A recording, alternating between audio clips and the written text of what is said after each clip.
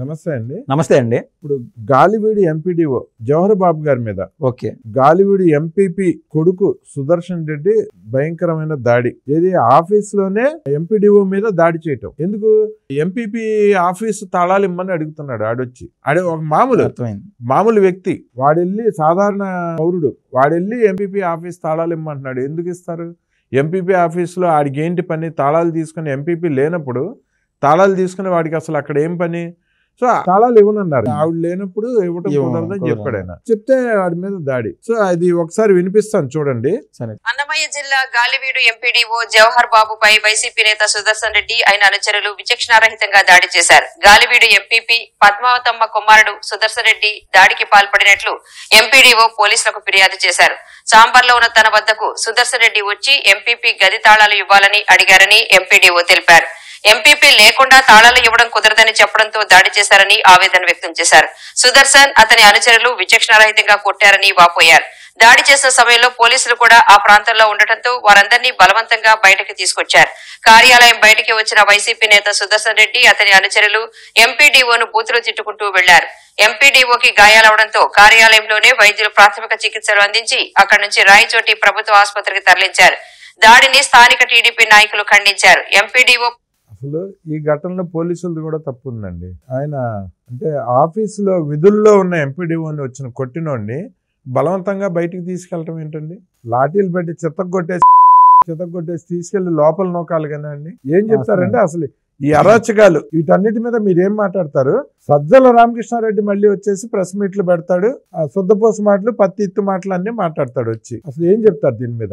Sir, ఇది ఏదైతే దాడి జరిగిందో రాయచోటికి సమీపంలో ఉన్నటువంటి ఎంపీడీఓ కార్యాలయం పైన, అక్కడ ఎంపీపీలు ఎంపీటీసీలు ఎవరైతే నియమితులైనారో జగన్మోహన్ రెడ్డి గారి కాలంలో ఆ రోజున ఏకగ్రీవమైనాయి. మనం చూసినట్లయితే బలవంతంగా చేశారు. రౌడీజంతో అంతో కొద్దో గొప్ప ధైర్యంగా నిలబడి ఎప్పటి నుంచో టీడీపీ హవా ఉండి గ్రామం మొత్తం క్లీన్ స్వీప్ అయితే తప్ప టీడీపీ గెలిచిన పరిస్థితి లేదు. అసలు పోటీనే లేదు.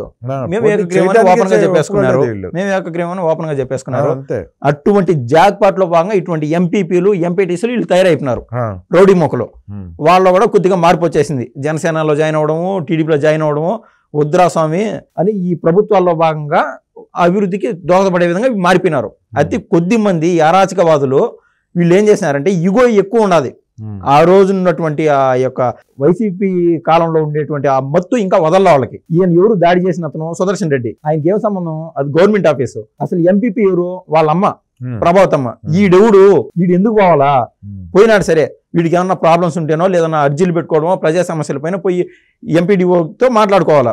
అందుకు పోవాలి. అక్కడికి పోయి నాకు ఆ గది తాళాలు కావాలని చెప్పి దౌర్జన్యాన్ని దిగినాడు. అయ్యా మీ అమ్మ వస్తేనే ఇస్తాను, ఎంపీపీది అది ఆఫీసు, ఆ వీడు వస్తేనే ఇస్తాను, మీకు ఏ అర్హత లేదు అంటే ఆయన ఇగో పెరిగిపోయి ఈయనతో పాటు 20-25 మంది రౌడీ మోకలు ఈయన అనుచరులు ఇష్టానుసారం దాడికి పాల్పడినారు. ఆయన ప్రాణాపాయ స్థితిలో ఉన్నారు. ఇవాళ రాయచోటికేమో హాస్పిటల్ తీసుకెళ్ళినట్టున్నారు. అది ఇట్లాంటి సమయంలో వీడి పైన కేసు కన్నా పెడితే ఎగ్జాంపుల్ మనకు కళ్ళ ముందు కనిపించేది. ఎవరైనా సరే కామెంట్లో అయినా ఇది తప్పు అది తప్పు అని ఈ విషయం పైన మాట్లాడమంది నేను మళ్ళీ వివరణ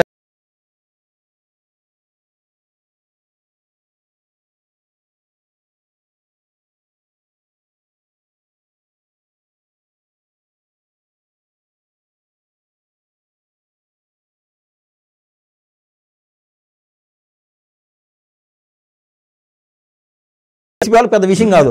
వాస్తవంగా ఈ కూటమి ప్రభుత్వానికి ఎన్ని చేతగా తెలియడం లేదు. అసలు ప్రజలు ఏం కోరుకుంటున్నారు? ఒరే నాయన వైసీపీ వాళ్ళు ఏ విధంగా ఏ లైన్ లో పోయినారో మీరు అదే చేయండి రా అంటున్నారు. కానీ చంద్రబాబు గారు, పవన్ కళ్యాణ్ గారు వీళ్ళు ఆ రూట్ లో లేరు. ఎవరైతే దాడి ఘటనకు గురయ్యి ఇబ్బంది పడినాడో, హాస్పిటల్లో ఉన్నాడో, అతను పరామర్శించేదానికి స్వయాన ఉప ముఖ్యమంత్రి వస్తున్నాడంటే మన రాష్ట్రంలో ఇంక ఇట్లాంటి దాడులు ఎన్ని చోట్ల జరుగుతూ ఉంటాయి బయటికి చెప్పుకోలేక ఈరోజు నేను చెప్పుకున్నాను సార్, నాకు దాడి జరిగితే రేపు మొన్నాడు పవన్ కళ్యాణ్ గారు ఉంటారు అక్కడ. సొంత వాళ్ళే కదా, ఇక్కడ దగ్గర ఉండేవాళ్ళే కదా. ఇక్కడ వాళ్ళు జిల్లా స్థాయి వాళ్ళు, మండల స్థాయి వాళ్ళు నేను ఎర్రగొట్టా సార్, ఏడుంటానో ఏమో. వాస్తవంగా క్లియర్ కట్ గ్రౌండ్ రియాలిటీ ఇది. సో బయటికి రానాటి వందలు ఉన్నాయి ఇటాటి. సో పవన్ కళ్యాణ్ గారు ఉప ముఖ్యమంత్రి గారు ఆడికి వస్తున్నారు. గాలివీడి కూడా వెళ్తున్నారు. గాలివీడి వెళ్తున్నారు. కడప రిమ్స్ హాస్పిటల్ ఆయన పరామర్శించి అక్కడి నుంచి గాలివీడి వెళ్తున్నారు. అవును. అయితే సబ్జెక్ట్ ఏంటంటే సార్, ఇక్కడ వీళ్ళ పైన కేసు పెట్టడము, కేసు పెడితే మళ్ళీ వాళ్ళు వీళ్ళు కాదు, స్వయాన A2 కోసం పోటీ పడే సజ్జల రామకృష్ణారెడ్డి అంటే గవర్నమెంట్ విషయాల్లో A2గా ఉంటాడు సజ్జల రామకృష్ణారెడ్డి. వ్యాపారవేత్తగా A2 ఆయన వేరే ఆయన విజయసాయి రెడ్డి విజయసాయి ఈ పోటీలో ఉంటారు. ఆయన A2 అయినటువంటి సజ్జల రామకృష్ణారెడ్డి మీడియా ముందుకు వచ్చి సొంతపోస మాటలు అన్నీ మాట్లాడుతూ ఉంటారు సార్. ఏ విధంగా మా కార్యకర్తలను అన్యాయంగా అరెస్ట్ చేశారు మాట్లాడినాడు, సరే ఎవరినైనా దులిపేసుకోమన్నాడు, అక్కడ దాకా సరే. కానీ పరామర్శలు కూడా వస్తారు వీళ్ళు. అంటే మొన్న నందిగం సురేష్ ని పరామర్శించడానికి జైలుకి వెళ్ళి ప్రెస్ మీట్ లో మాట్లాడుతున్నాడు, చాలా తప్పులు చేస్తుంది కూటమి ప్రభుత్వం, ఆయన 50 రోజులు పైగా ఆయన జైల్లో ఉంచారని చెప్పి మాట్లాడుతున్నాడు. ఎవరిని సార్ చంపింది ఆయన? నందిగం సురేష్ స్వయాన దళితురాల్ని, మరియమ్మ దళితురాల్ని.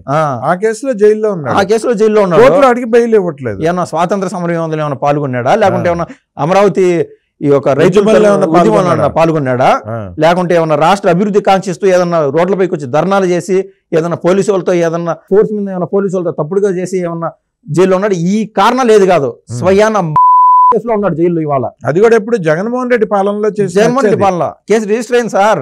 జగన్మోహన్ రెడ్డి పాలనలో కేసు రిజిస్టర్ అయింది. ఓకే. అది ఏమైందంటే ఈ మర్డర్ కి ప్రేరేపించే విషయం మెయిన్ గా ఏంటంటే మంగళగిరిలో టీడీపీ కార్యాలయం పైన దాడి జరిగింది. దాంట్లో ఈయన కీలక పాత్ర, దానిపైన కూడా కేసు రిజిస్టర్ అయింది. అయితే అది వీళ్ళు ఏ విధంగా భావిస్తున్నారంటే జగన్మోహన్ రెడ్డి గారిని ప్రసన్నం చేసుకునేదానికి నా పైన ఒక్క కేసే ఉన్నది, 2 కేసులే ఉన్నాయి, 12 కేసులే ఉన్నాయి అని జగన్మోహన్ రెడ్డిని ఆయన యొక్క మనసు ప్రసన్నం చేసుకునేదానికి వీళ్ళు పోటీల్లోకి దిగినారు. ఓకే. దీనికి గోల్డ్ మెడల్ గా తారాస్థాయి చేరి మర్డర్ కూడా చేయడం మొదలు పెట్టారు. చూసినట్టయితే ఆయన ఎమ్మెల్సీ అనంతబాబు కావచ్చు, ఈయన కావచ్చు, certification for their B.Pharm to MLA or MP candidates.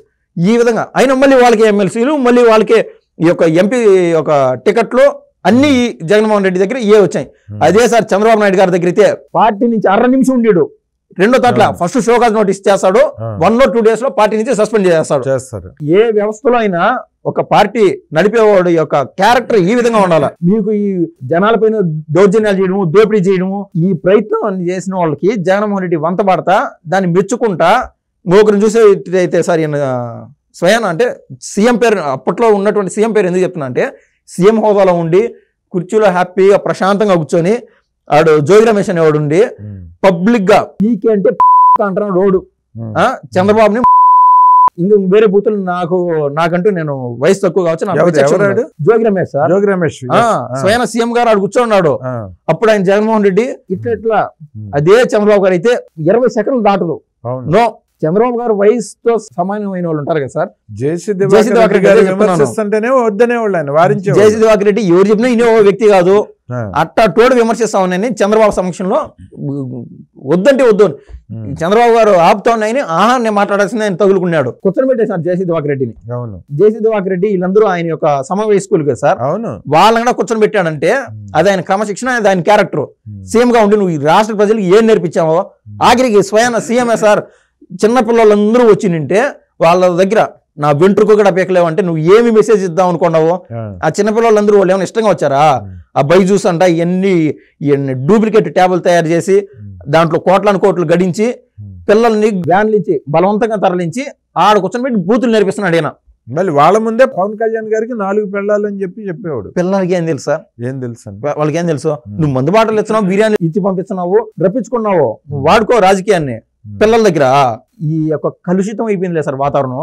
సరే, ఆ నందిగం సురేష్ ఉన్నాడు కదా, ఆ యొక్క దాడి ఘటన కావచ్చు ఏది మంగళగిరి పార్టీ ఆఫీస్ పైన, అదే విధంగా మరియంను చేశాడు. ఈయన ఏదైతే జగన్మోహన్ రెడ్డి తొలి రోజు కట్టడి చేసింటే బానే ఉండు.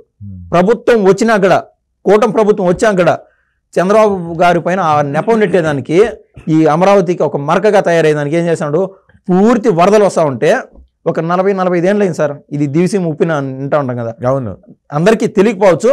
దివిసీమ ఉప్పిన అనేది నానుడిగా ఉన్నది. 100 గ్రామాలు అర్ధరాత్రి పూట సముద్రం విరుచుకుపడి గ్రామాల మీద ఒక్కళ్ళు కూడా మిగలకుండా చనిపోయారు సార్. దాదాపు 30 గ్రామాల పరిధిలో. అది ఆ రేంజ్ లో సృష్టించడానికి కూటమి ప్రభుత్వం అది కన్నా జరిగినంటే వీళ్ళు అనుకున్నట్టు వీళ్ళ మాస్టర్ ప్లాన్ లో భాగంగా ప్రభుత్వం కృష్ణా బ్యారేజ్ గేట్ల మీద పడవలను వదిలిపెట్టాడు. కొన్ని 100 టన్నులు ఏది ఇసుక సమకూర్చి ఆ నెలలో వదిలేసి సీదా పోయి గుద్దుకుంటా సార్. గుద్దుకుంటే ఆల్రెడీ వరదలు పిన్లా ఉన్నది. వరదలు 90-80 గ్రామాల పైన పడిపోయి రాష్ట్రంలో అది యొక్క కృష్ణా జిల్లా పరివార ప్రాంతం ఉంటుంది కదా సార్, లంక గ్రామాలు అంటారు, వాటి పైన పడి జనాలు కన్నా చచ్చిపోతే మీరు లక్షల మంది చనిపోయారు. మీరు అవునన్నా కాదన్నా పార్టీలే ప్రభుత్వంలే కూటమి ప్రభుత్వం మటాష్. అంతకంటే మీరు ఏమన్నా ప్లాన్ చేయగలరా? లైఫ్ టైమ్ లో మీరు ఊహించుకోగలరా? అది సార్ వాళ్ళ టాలెంట్. అది మీరు తొలి రోజు కన్నా కట్టడి చేసింటే, నువ్వు చంద్రబాబు గారితో ఉంటే చంద్రబాబుతో పెట్టుకో, లోకేష్ ఉంటే లోకేష్ గారితో పెట్టుకో, పవన్ కళ్యాణ్తో పెట్టుకో, ప్రజల ప్రాణాలతో మరి చెలగాటం అనేది ఇదే. Too much sir. ఇదంతా పునాది ఎక్కడ చేశానంటే స్వయం జగన్మోహన్ రెడ్డి. కనకదుర్గమ్మ ఇవన్నీ చూసింది ఆ రోజు. అదే పడవలు కనుక డైరెక్ట్ గా గేట్లకి వెళ్ళి తగిలి గేట్లు కనుక విరిగిపోయి ఉంటే లక్షల మంది చనిపోయేవాళ్ళు. లక్షల మంది. అటువంటి కేసులో ఉన్నాడండి నందిగం సురేష్. అటువంటి కలిసి ఒకసారి వీళ్ళు కలిసి వచ్చింది కాక ప్రెస్ మీట్లు పెట్టి చంద్రబాబు నాయుడుకి వార్నింగ్ ఇస్తున్నారు. మళ్ళీ మేమే వస్తాం, 2-3 ఏళ్లలో అధికారంలోకి వస్తాము, చంద్రబాబు నాయుడిని అరెస్ట్ చేస్తామని చెప్పి అంటున్నాడు. అవును, సజ్జల వార్నింగ్ ఇస్తున్నాడు. ఆయన కాదు, ఆయన కొడుకు అన్నాడు పరారీలో ఉన్నాడు. ఏపీజీలో ఉన్నాడో, ఏడన్నా ఉంటే ఏడన్నా ప్యాలెస్లో పాడు ఉంటే కనుక్కుంటారని ఏడన్నా పీజీలో పాడు మారువేషంలో తిరుగుతూ ఉన్నట్టున్నాడు. పీజీలో ఉన్నాడు. జగన్మోహన్ రెడ్డికి ఉన్న 300-400 గదుల్లో ఒక గదిలో దాచిపెట్టి. అంతే సార్, దాన్ని శత్రు దుర్భేద్యం అంటారు. అందుకే సార్కి ఆయన అక్కడ పోతున్నాడేమో. నిన్న కూడా సాక్షిలో సార్ జగన్మోహన్ రెడ్డి గారు బెంగళూరు పైన పోయినారని చెప్పి గర్వంగా రాసుకుంటున్నారు. సిగ్గు ఎక్కడ వాళ్ళకి? ఎక్కడో సిగ్గు. మన రాష్ట్రం విద్యుత్ బిల్లుల మీద పోరాట దీక్షలు అన్నాడు, అయిపోయింది. పులివెందుల ఎమ్మెల్యే లేడు. పులివెందుల విద్యుత్ దీక్షల్లో పులివెందుల ఎమ్మెల్యే జగన్మోహన్ రెడ్డి లేడు, పరారి అయిపోయింది. బెంగళూరు పరారి. సొంత కాన్స్టిట్యున్సీని వదిలేసి వేరే కాన్స్టిట్యున్సీకి పోతే అందరికీ ఏ స్ఫూర్తినిచ్చినట్టు? ఒక పార్టీ అధినేతగా ఉండి అందరూ రోడ్లపైకి రండి, విద్యుత్ రేట్లు పెరిగినాయి అనేది సపరేట్ సబ్జెక్ట్. ఆల్రెడీ నిన్నగా మనం చేసాం. అది ఎందుకు పెరిగినాయి, అది ఎవరు పాపం అనేది. స్వయాన ఒక ఎమ్మెల్యేగా ఉన్నటువంటి జగన్మోహన్ రెడ్డి దీక్షలో పాల్గొనలేదంటే, రోడ్లపైకి రాలేదంటే, జగన్మోహన్ రెడ్డి కనిపిస్తే జనం ఏం చేద్దాం అనుకున్నారు అనేది ఆయన క్లియర్ కట్ ఆలోచన, క్లారిటీ ఉంది. ఏదైతే ఇటువంటి వాళ్ళని అరెస్ట్ చేసినప్పుడు సజ్జల రామకృష్ణారెడ్డి A2 మీడియా పరంగా వచ్చి మాట్లాడుతున్నాడో, ఆయన కొడుకు కూడా ఆ మధ్య సోషల్ మీడియాలో ఫుల్ గా వైరల్ అయింది కదా సార్, గీతాంజలి కేసు, దాన్ని కూడా తవ్వి తీస్తున్నారు ఇప్పుడు కూటమి ప్రభుత్వం. ఎందుకంటే ఆవిడ భర్త చెప్తున్నాడు, ఇదంతా వైసీపీ వాళ్ళే చేశారు, మాకు 20 లక్షలు ఇస్తామని కూడా చెప్పారు, నా చేత అబద్ధాలు చెప్పించారు కూటమి పార్టీల మీద, ఇప్పుడు మాకు 1 రూపాయి కూడా మాకు సహాయం చేయలేదు వైసీపీ అని చెప్పి ఆయనే బయటకు వచ్చి చెప్తున్నాడు. అది ఏది కేవలం మాట్లాడిన దానికి 20 లక్షలు ఇస్తామో ఏదో చెప్పినారు, దాన్ని ప్రాణాలతో చెలగాటం ఆడతారు. మీరు చూసినట్లయితే వాళ్ళకంతా హత్యాపూరితంగానే ఉంటారు సార్. పట్టాల రవిని చంపిన కేసులో ఒక ఆయన జైల్లో ఉన్నాడు, ఎవరు ముద్దిసీను. ఆయన చంపడానికి ఓం ప్రకాష్ని వాడుకున్నారు, మళ్ళీ ఓం ప్రకాశం కూడా చంపేశారు. ఈ లైన్ పోతానే ఉంటది. వాళ్ళకు ఎవరైతే సహకరిస్తారో వాళ్ళు జైలుకు పోవడం ఖాయము. మళ్ళీ ఇంకొద్ది మందిని తయారు చేయడానికి అప్పటికప్పుడు కుక్క బిస్కెట్లు మాత్రం 70,000, 80,000, 1,00,000, 3 లక్షలు వాళ్ళ వాల్యూ బట్టి 10 లక్షలు 10 లక్షలు ఇచ్చి కొత్త జనాన్ని ప్రేరేపిస్తూ ఉంటారు. దయచేసి వాళ్ళ వల్ల ఎవరు పడకూడదు. స్వయాన A2 అయినటువంటి సజ్జల రామకృష్ణారెడ్డి కొడుకే గతి లేదు. ఇవాళ మంచి ప్రభుత్వం వచ్చింది, కూటమి ప్రభుత్వం. న్యాయపరంగా చట్టపరంగా కాస్త లేటుగా అవ్వచ్చు. ఎవరు బిజీలో ఉన్నారు సార్, ఈ యొక్క అభివృద్ధి కార్యక్రమాలంటే ఎవరు బిజీలో ఉన్నారో, చట్టపరంగా దానికి ఇంకా కాస్త టైంగా తీసుకుంటే చంద్రబాబు నాయుడు గారు వీళ్ళు ఎవరు మిగలరు. ఈ యొక్క ఎవరైతే సో కాల్ లీడర్స్ రోడ్లపైకి వచ్చారో వాళ్ళకి ఆల్రెడీ టీడీపీ గేట్లు క్లోజ్ అయినాయి, జనసేన గేట్లు క్లోజ్ అయినాయి. అందుకు వాళ్ళు రోడ్లపైకి వచ్చారు. ఈ యొక్క రియాలిటీని గ్రహించి ఎవరు పార్టీ వాళ్ళు మంచి పనులు చేసుకుంటా వాళ్ళు. అసలు జత్వానీ గారి కేసులో ప్రథమ ముద్దాయి కింద సజ్జల రామకృష్ణారెడ్డి ఉన్నాడు. అటువంటి వాడు వెళ్ళి నందిగం సురేష్ జైలుకి వెళ్ళి పరామర్శించడం ఏంటి, ప్రెస్ మీట్లు పెట్టడం ఏంటి? అసలు ఇటువంటి వాడిని వదిలేయాలా? ప్రెస్ మీట్లు పెడుతుంటే ఏం చేయాలి? ముందు ఆయన వేయాలి సార్, ముందు ఆయన వేయాలి బొక్కలో ఎత్తి. ఎందుకంటే చంద్రబాబు నాయుడు గారికి అదేందో తెలియదు, చట్టం పైన విపరీతమైన ఇష్టమో నమ్మకమో లేకుంటే వ్యామోహమో నాకు తెలియదు. కానీ సార్ సాక్షాత్తు అన్ని సంవత్సరాలు 10 సంవత్సరాలు ముఖ్యమంత్రిగా చేసినటువంటి చంద్రబాబు నాయుడు గారిని వీళ్ళు దొంగ కేసులో ఇరికిచ్చి జైల్లో పెట్టినారు. మీకు ఎంతసేపు సార్ అది? చంద్రబాబు గారు మీకు ఎంతసేపు అది? ఆంధ్రాలో ఉండే సగటు మానవుడికి రక్తం ఉడికిపోతుంది. సగటు మానవుడికి అందరికీ తెలుసు సజ్జల రామకృష్ణారెడ్డి ప్రతి దాంట్లో ఇన్వాల్వ్ అయినాడు అని. ప్రతి వాటిల్లో మీరు ఏ దాన్ని తోగి చూసాని మీకు అమూలం దొరుకుతుంది. ఇప్పుడు ఏ 120 అక్యూజ్ నెంబర్ 120గా ఈ యొక్క మంగళగిరి పార్టీ ఆఫీస్ పైన దాడి జరిగిన కేసులో లుకౌట్ నోటీసులు అందినాయి. ఈయన కూడా బయటికి ఆడికి పోవడానికి లేదు. ఇట్లాంటి మీరు ఎతికితే A4 A6 గానో RRR గారి కేసులో కూడా. అవును sir, vast subject sir, vast పెద్ద సబ్జెక్ట్ ఇది. సజ్జల రామకృష్ణారెడ్డి అనే సబ్జెక్ట్ పైన మాట్లాడితే 2 గంటలు మాట్లాడచ్చు. కూటమి ప్రభుత్వం దయచేసి కాస్త టైం తీసుకొని ఇట్లాంటి వాళ్ళపైన దృష్టి పెట్టాలని నేనైతే చెప్పకనే చెప్తా సార్. ఓకే, అయితే ఎత్తి లోపల వేయాలంటారు సజ్జల మొహమాటం లేకుండా. ఓకే అండి, అది సార్. ఓకే అండి, థ్యాంక్ యూ, ధన్యవాదాలండి.